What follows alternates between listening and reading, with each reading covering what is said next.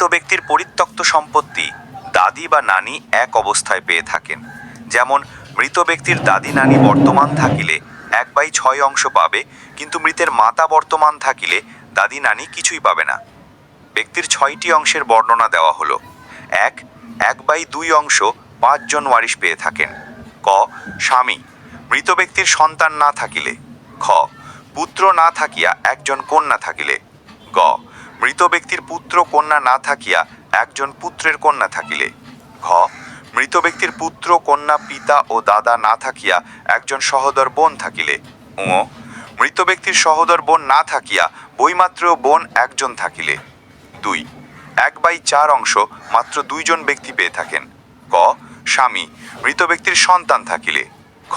স্ত্রী, মৃত ব্যক্তি নিঃসন্তান হলে। 3.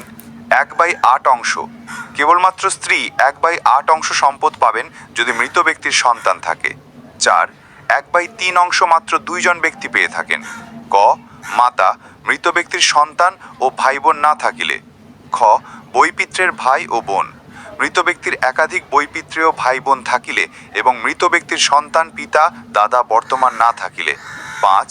2/3 অংশ, 2/3 অংশ মাত্র 4 জন ব্যক্তি পেয়ে থাকেন। ক.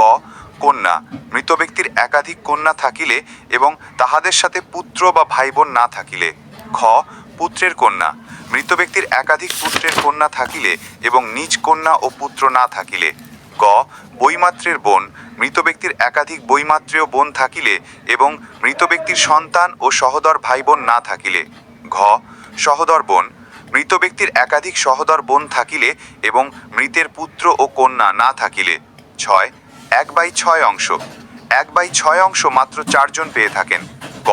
পিতা, মৃত ব্যক্তির সন্তান বর্তমান থাকিলে। খ.